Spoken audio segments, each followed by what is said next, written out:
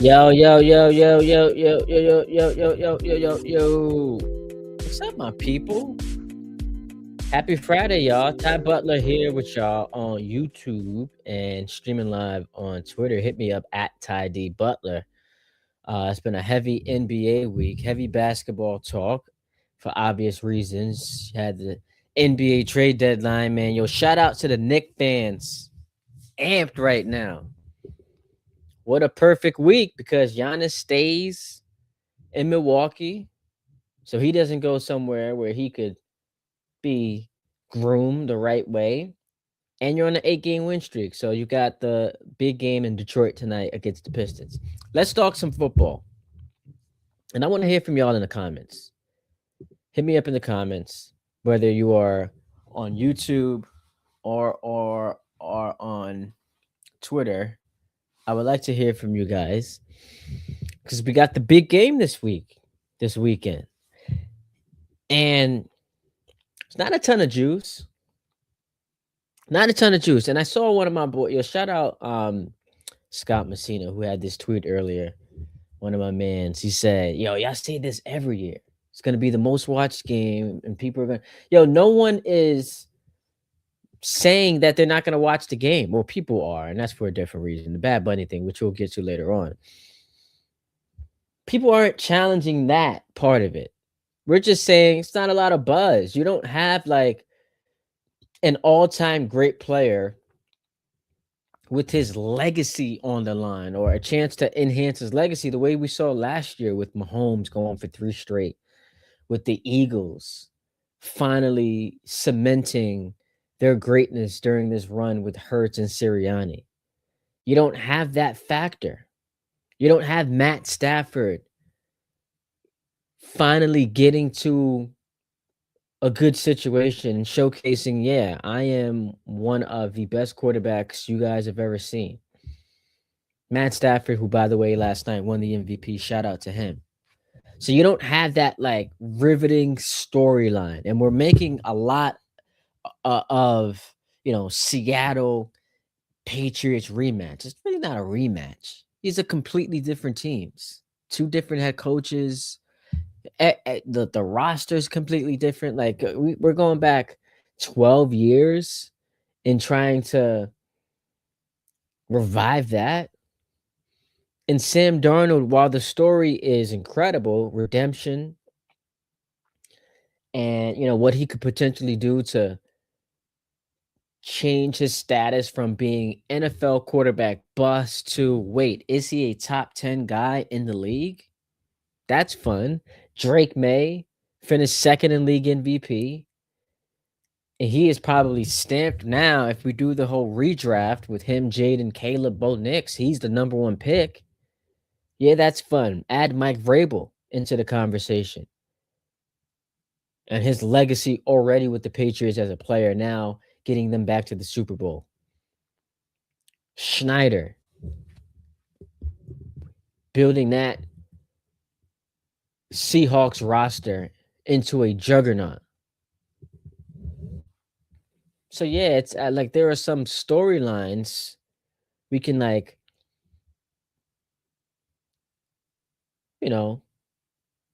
manufacture, or not even manufacture. Those are legitimate storylines, but in the end, what is it doing? What's the needle mover storyline headed into this game? Because we could just go back over the last couple of years and instantly tell you what they were. I mentioned, Kansas City and Philadelphia last year, which ended up being the most watched Super Bowl ever. Kansas City, San Francisco, similar. It's the Chiefs going for the 2P. You had Brock Purdy, Mr. Irrelevant, against Shanahan. They're finally trying to get over that hump. Year before that, again, Kansas City, Philly. Now we're talking about a rematch that people can discuss with relevancy because it's essentially the same teams.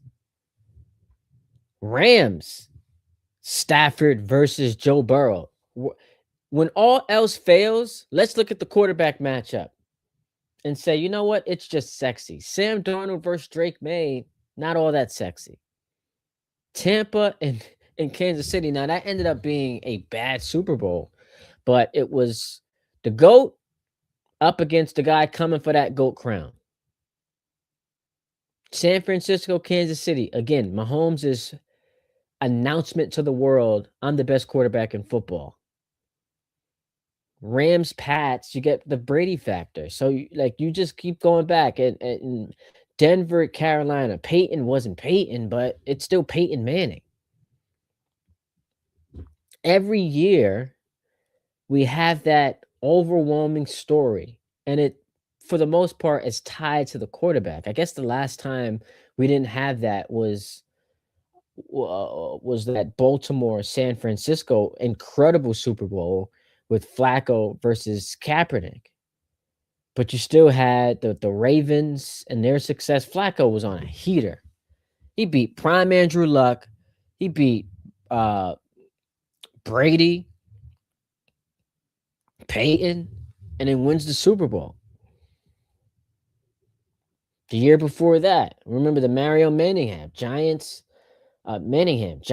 Patriots, Eli versus Brady 2.0. Year before that, you had Rodgers versus Big Ben, Breeze versus Peyton.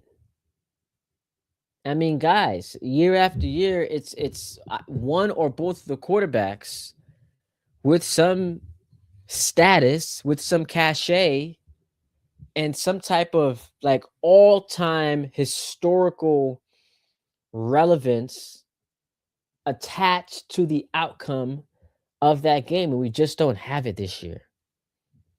So I know we're beating a dead horse. What's the juice? Where's the buzz coming from? Can't seem to find it, but that's where I am today.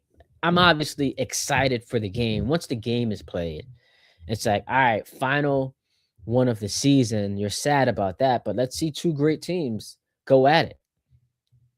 Two great teams go at it. And I'm sitting here thinking to myself, because I saw on my timeline, someone put up the highlights from last year's Super Bowl, and they were like, yo, I cannot believe the Eagles scored the first 34 points of the Super Bowl. Like, that was crazy. And I'm like, man, for as much as people hate the Eagles, can we get them back in the Super Bowl? Because at least we have some type of energy. And whether it's negative energy or positive energy, we've got something interesting going on. We just don't have that. So I think the game will actually be excellent. I submitted my prediction to the social media team at ESPN New York, and this is where we start to get into the game a bit. I picked the Patriots to win 27-23. Yo, for the last, what is it now, 12 days, I've listened to people essentially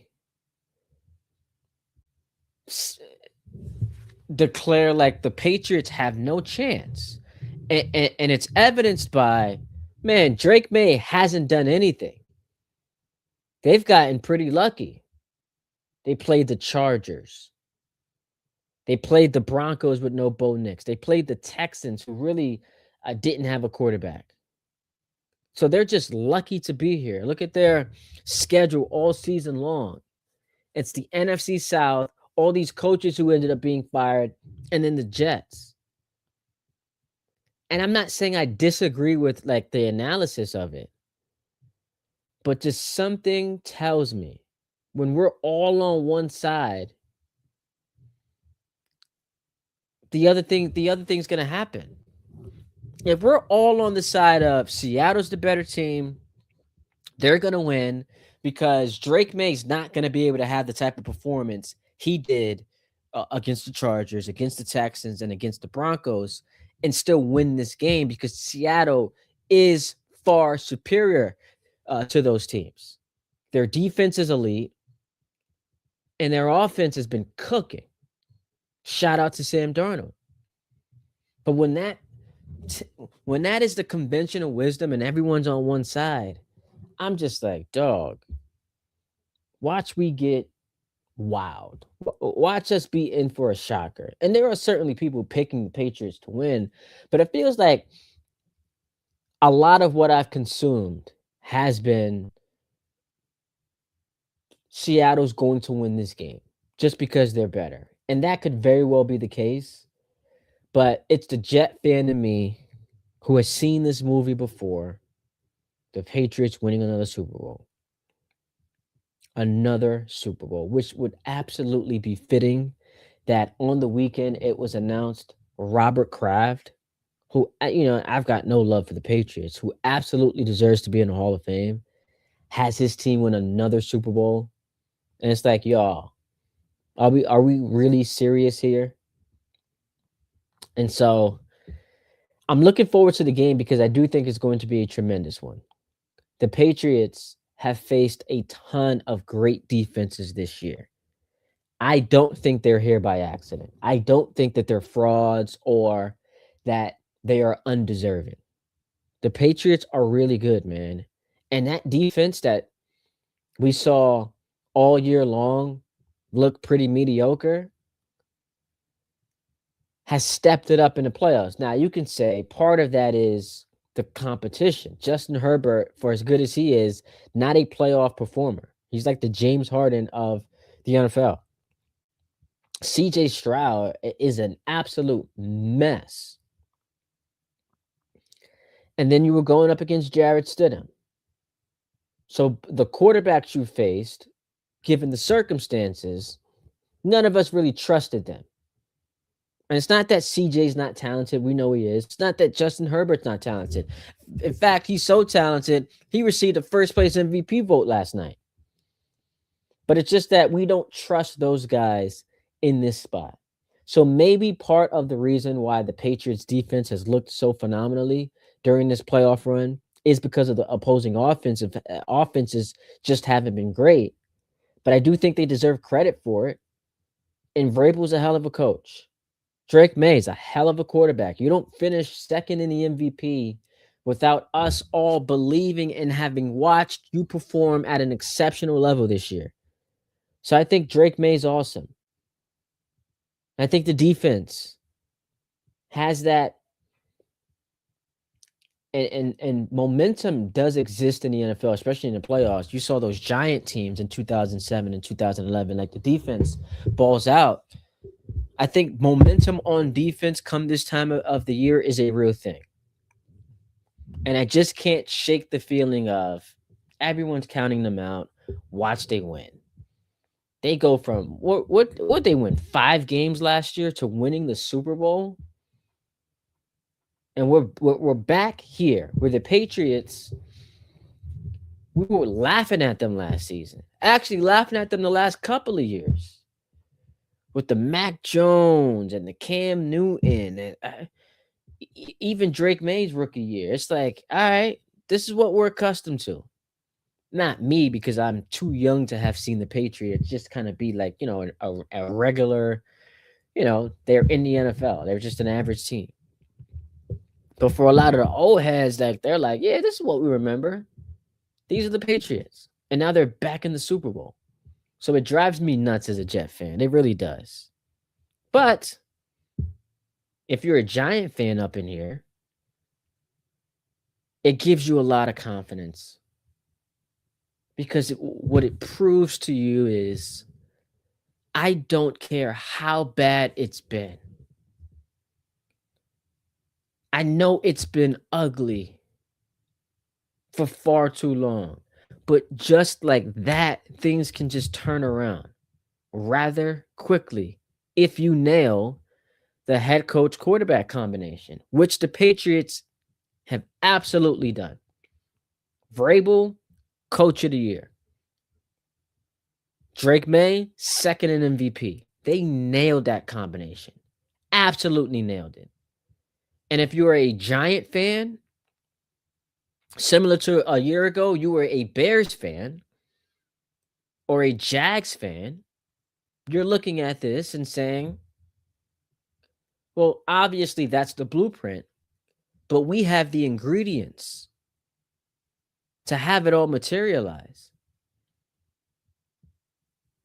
And that's what's so encouraging about this situation if you root for the New York Giants.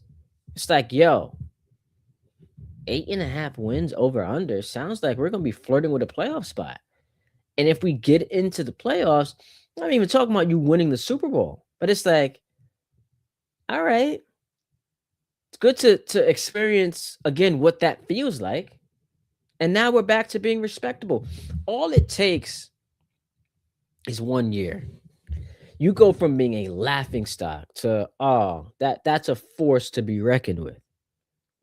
Coaching, culture, which I think is an overused word, but it's worth mentioning because that's what we have, man. Like the Patriots to be as bad as they were last year, have a hell of an offseason, build that offensive line. Yo, Stephon Diggs, man. I know he's got some legal issues and some baby mama drama and all that. Like, I don't want to get into the dude's personal business, but what a hell of a signing that was.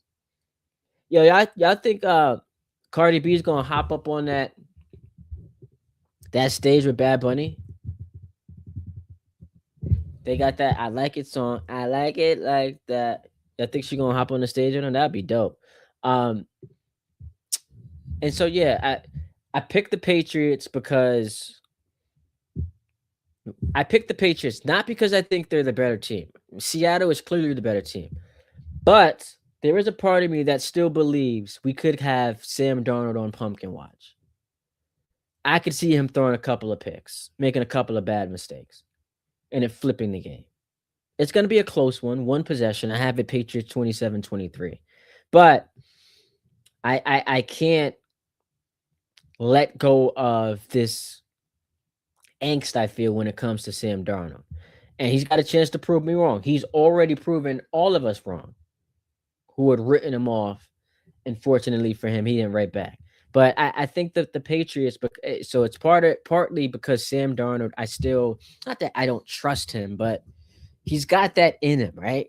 Like he still has that in him. It's like the person that loses weight, they get in shape, but they still have it in them to go savage mode.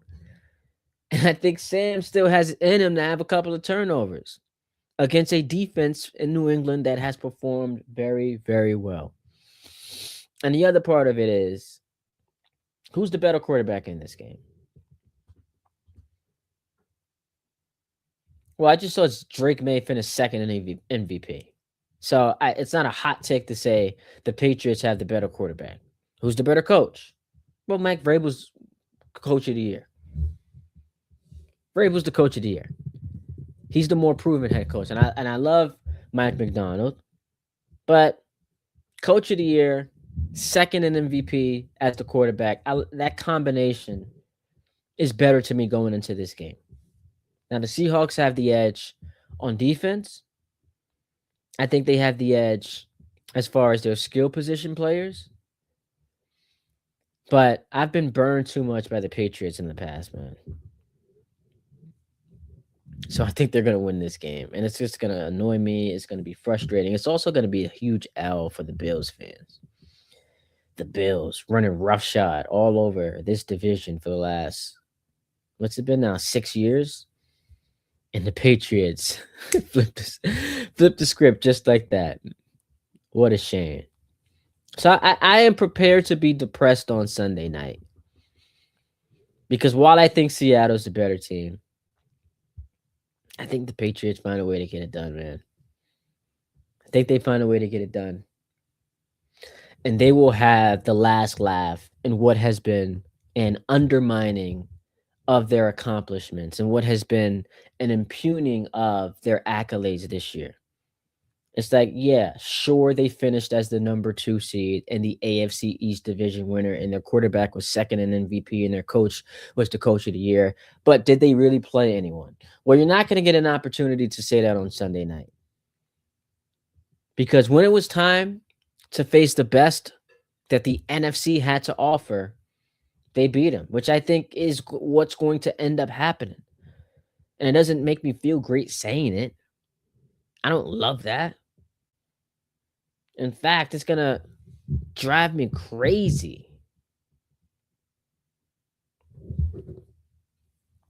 It's gonna drive me crazy. But I'm prepared. I guess maybe this is just me emotionally and mentally preparing for it. That's what this is. I want to see some drama. I'm responding to someone on X about if Drake is gonna pop out for the Bad Bunny concert. Can I say this too? And of course I can because it's my damn show. Um,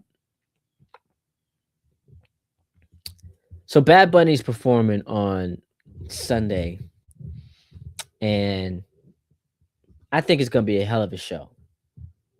If you watch Bad Bunny, that dude's an elite performer. He's an international star. Had the number one album this past year in a bunch of different countries, and he is going to put on a show.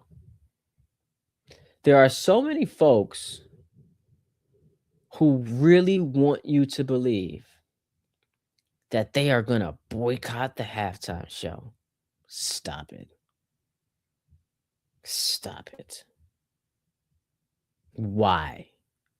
Because I would like to see an American perform the halftime show. Oh, so you mean to tell me Bad Bunny, a Puerto Rican, is not American? All right. All right. We'll play along.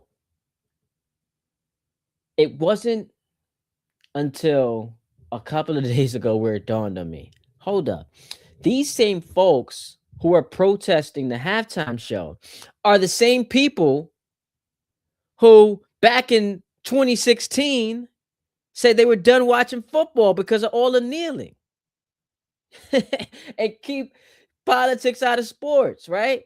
All of those same people, what happened that they're now going to protest the halftime show? Oh, did y'all start watching football again? Is that what happened? So in 2016, you stopped watching. I'm done with the NFL for good. But now, 10 years later, you want to protest the halftime show because Bad Bunny's performing.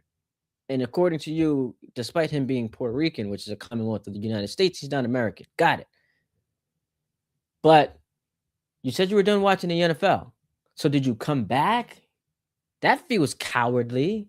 If you were making a statement, if you were done with the kneeling, if you were done with the woke NFL, why would you come back?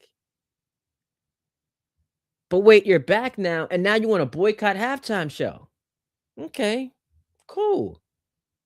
I don't believe you though.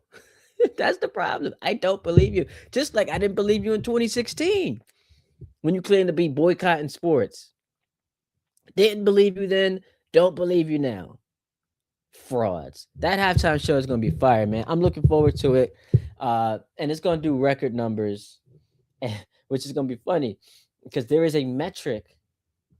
There is a metric to, analyze consumption of the show.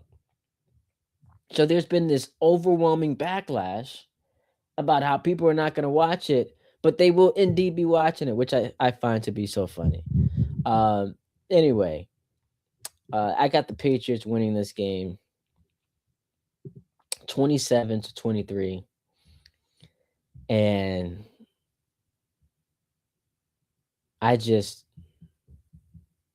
it nauseates me.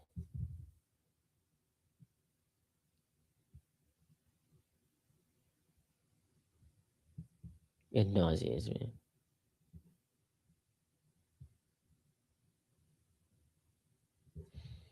They're gonna win. As I've been doing, I'll be back by the way, 3 p.m. Talk some Knicks with you guys. As I've been doing the last couple of days, I have to continue to plug the United New York City Half Marathon 2026 that I am running in next month, March 15th. So we got like 5 weeks left, y'all. It's crazy out here. That if you go to my profile on X on Twitter, you will find pinned to my profile the link to where you can donate. So, show some love. I am doing it for a good cause. Sips and Kicks Foundation that is geared to help underprivileged kids get their nutrition and participate in sports like soccer. So I'm doing a cool thing with the Sips and Kicks Foundation. So make sure you go to the link on my Twitter profile. It's on my Instagram as well. It's on my YouTube page. It's on my TikTok page. So anywhere you can find it, just sow a seed, a donation to help and support the Sips and Kicks Foundation. I will be back later on to talk about the New York Knicks. So we should have some fun with that. I appreciate you guys tuning in. I'm looking forward to the game. I've got the Patriots winning 27-23, and I expect it to be an entertaining, highly contested, down to the wire type of affair where either Seattle will have the ball with a chance to go win it down 27-23, or New England will be up 27-23 with a chance to ice the game with the first down, and that will get done. So that's my official prediction. I've got Drake May winning the MVP. I think Steph Diggs does score a touchdown. It's going to be a fun game. Not for those of us who root against the Patriots, but I got to be fair. I got to be honest. I think Seattle's the better team. I just unfortunately believe the Patriots will make enough plays on Sunday night where that defense is going to perform not the way that it has been their last three playoff games, because Seattle's a better offense. But I anticipate Drake's going to have his best playoff game of this run. It is going to solidify him as one of the best quarterbacks in football. And I think Darnold is due for one or two turnovers that can flip this game. So appreciate you guys for tuning in. At Ty D Butler, hit me up. Follow me. Smash that subscribe button on YouTube. Hit the follow button on Twitter and on Instagram, TikTok as well. I'll talk to you guys later. Peace and love.